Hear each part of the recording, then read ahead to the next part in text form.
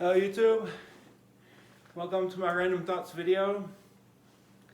So this is my bug out bag as it stands now. On my back is a Teton. It's 65 liters. Over my shoulder is this duffel. I use them both. Altogether they weigh about 40 pounds, which is just right around 20% of my body weight. Now I'm exclusively a bug out bag prepper. I don't do in-home preps. I used to do in-home preps 7 years ago when I started out. Then I just decided it was just untenable to remain in the city.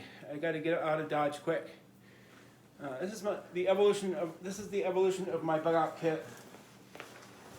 All these bags, at one point or another, have been part of my bug out kit. This isn't even all of them. There were other bags that I didn't hold on to over the years. These are just the ones I have left over. How many bags do you need, right? I'm trying to sell one to my roommate. He doesn't want to buy it. More bags. More bags.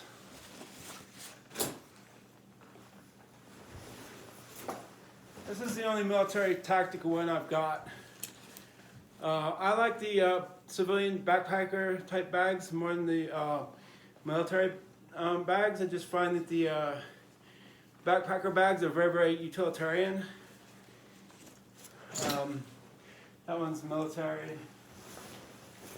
And then this. Okay, so why will I only bug out instead of bugging in?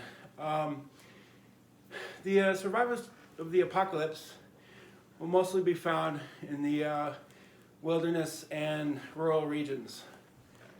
The cities, after not long, will be full of cannibalism and violence and desperation. You don't want to remain in the cities. Sensible prepper says if you bug out, you're a glorified refugee. Well, I'd say refugees are doing what they need to do to survive, and they're safer being refugees than they would be remaining behind. Refugees have a greater chance of survival than the ones they leave behind. Besides that, I do believe it's just bad karma to store up a bunch of food and water. Long story behind that. I just feel that's bad karma. So I'm exclusively a bug out bag prepper. That being said, this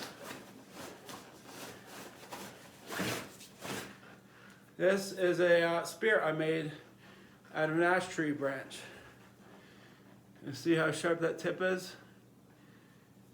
Turn it around. Now, ash is one of the hardest woods in this region. It's not as hard as oak, but I don't think there's many oak trees around here. It's a very hard wood, but you need to work with it while it's a live branch. If you let it die and dry out before you harvest it, it's going to be too hard to work with. You need to work with it when it's still a green branch. You can't even drive a nail through this with a hammer, seeing as it's already dried out. You can't even drive a nail through a dead ash branch with a hammer. So what you do, I used a large knife for this. I used sandpaper and tape, and I used this. This is what I used to make the point. It's a multi-tool card. This knife edge is what I used to make the point and to strip off the twigs and twig buds and bark from off of it.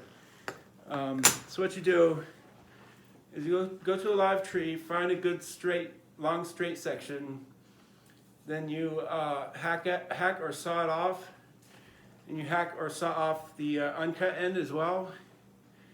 Then you use a small knife, folding knife, or what I used here, which was this, and you make a point to the spear. See how that's constructed?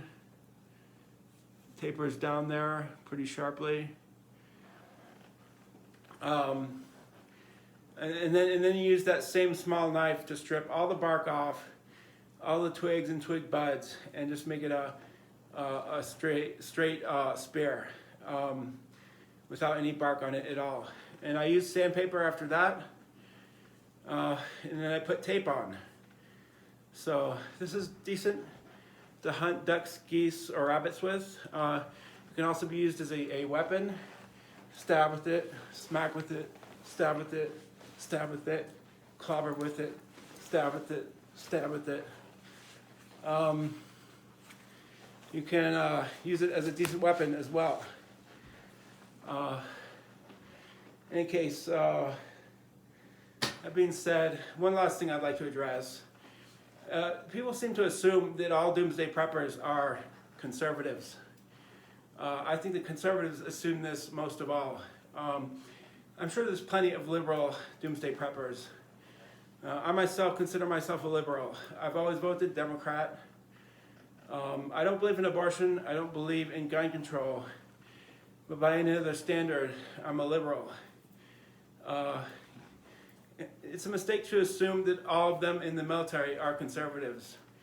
There's plenty of conservatives in our military, but there's plenty of liberals too. Doomsday preppers are doing what they need to do to survive. And liberals want to survive just as much. So it doesn't make much sense to assume that there's no liberal doomsday preppers. Again, I've always voted Democrat. In any case, hope you enjoyed my video. Peace out.